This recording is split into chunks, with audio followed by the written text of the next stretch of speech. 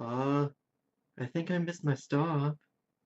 How long does this ride go on for?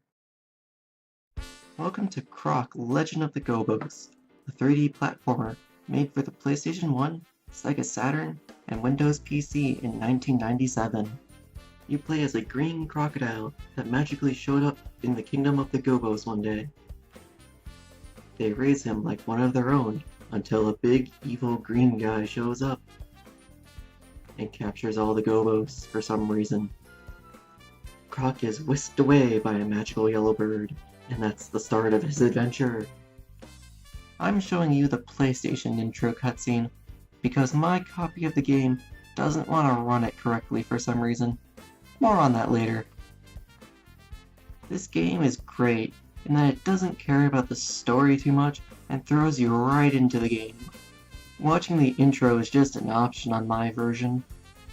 The first thing you'll notice is that this game has D-pad tank controls, with the camera that wants to stay behind Croc as much as possible, and the game plays by Sonic rules when you get hit.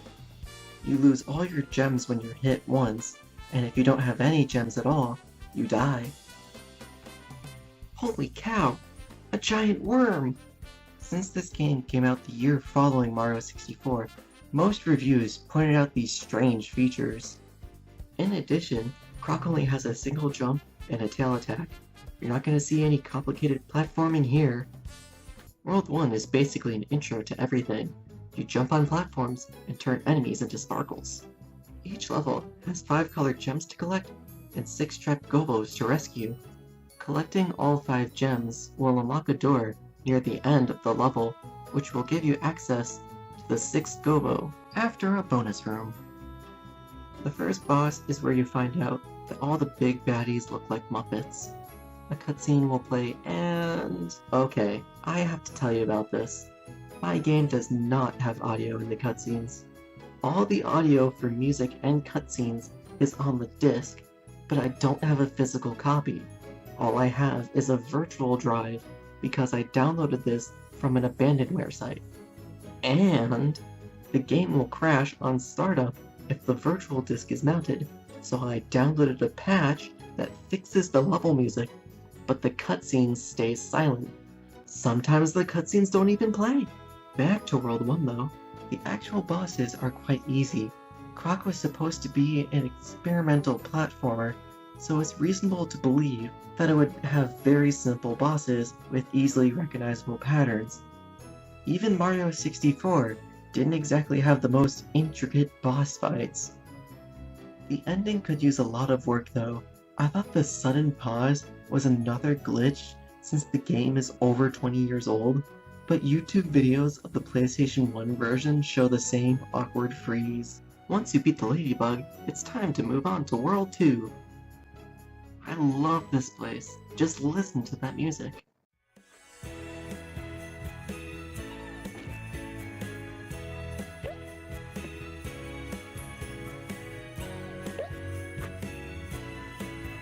It really brings out the whole Winter Wonderland theme that's going on here. Apparently, the composers of the soundtrack intended to make something that you can whistle along to while playing. They certainly succeeded here. World 2 ups the difficulty a little bit and adds ice physics to the floor. If you aren't paying attention when entering a room, you can slide off the edge since Croc is scripted to walk forward regardless of your input. The first boss of this level is a bit less interesting. The jetpack makes him evil, I guess? How can someone be so evil and sound like this at the same time? I don't even know what his attack is. He was so easy. Well, he lost his jetpack, so he must be nice now. The final boss's level is a bad omen for things to come. The level is dimly lit. It's not too bad here, I can see where I'm going, but it gets a lot worse. The worst part of this world was the evil penguins. Why must you force me to kill so many? By now, you probably noticed that Croc is green, cute, like some other famous character, and some of the colored gems are disguised as normal gems, kinda like another famous character's game, and He hovers like a famous character? Okay, I was just pulling your leg with that hover thing. It's just a glitch that speedrunners use to skip platforming and move faster. Croc was actually supposed to feature Yoshi as the main character at one point, but Nintendo rejected the developer's offer even after their previous involvement with the development of Star Fox and Yoshi's Island. The game was supposed to be a hybrid of Super Mario World and Mario Kart called Yoshi Racing, and it could have been the first 3D platform ever. Instead, that belongs to Geograph Seal for the X68000 computer, and the developers of that went on to make the first 3D platformer on the home console with Jumping Flash. Both of those games used the take controls similar to Croc, but they were from a first-person perspective, and they had jumping laser mech things. Another platformer that predated Mario 64 is Floating Runner. Like Croc, it used the tank controls, and it was from the third-person perspective. This character also shoots laser beams, like in the previous two examples, or magic ball things. Okay, halftime's over, time for World 3. It's a desert world, and that's about it. I'm so sorry, I can't say a lot of good things about this place. Not only is the sand coarse, and rough, and irritating, and it gets everywhere, but this world is suffering from a serious identity crisis. It goes from outside for one screen and stays inside for a long time. And then the caves go really dark, poor visibility and narrow pathways annoy the crap out of me. I had to use a walkthrough at one point because I couldn't see the platform I needed to jump to.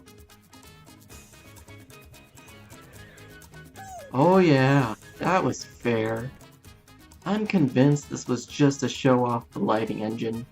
Mario 64 doesn't have anything on this. The first boss of this place is underwater, because that makes sense in a desert world. The rest of the levels have some sort of Sky Temple vibe going on. Again, there's a pretty big identity crisis going on. At least these levels aren't precise jumps in the dark. The final boss of the world feels like an apology. It's so easy. Time for the final world. The castle world. I love this place.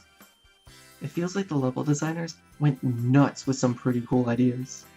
There's big moving platforms, shrinking blocks, a gauntlet of enemies. I've seen other reviewers get annoyed over these flippy blocks, but I like them a lot more than the dark levels. Beating these rooms felt like an accomplishment. I like how the first few rooms are a clear pattern, while the last two are basically hesitate and die. But finally, all this platforming leads to the final boss. You're going down, big green dude. I beat him my first try, but I can more than see how much pain he can be walking in with no gems at all. With his defeat, the Gobos are saved. A bittersweet victory for me, since I can't hear the happy noises, but I can finally relax. At least until the final world. The final world, World 5, is unlocked when you rescue all the Gobos in each individual level. Let's pretend I did that. I will say though, that these levels feel like modern day DLC. There's only 4 levels in World 5, 1 for each of the 4 worlds, and no collectibles, just gems in each level. The real meat of the levels were in finding the collectibles, so World 5 just feels tacked on. If you really want to get the feeling of how tacked on World 5 is, here's the whole final boss fight.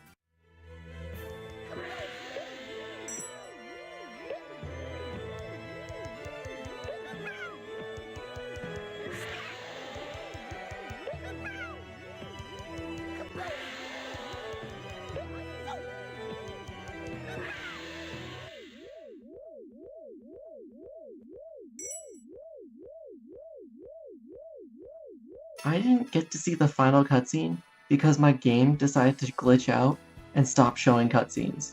If this game wasn't such a pain to run, I'd more than suggest it to anyone on PC. The PlayStation 1 and Sega Saturn versions are a definite yes from me though. You can even control the camera on the PlayStation 1 with a DualShock controller. The biggest complaint I've seen about this game is the controls and the repetitive platforming.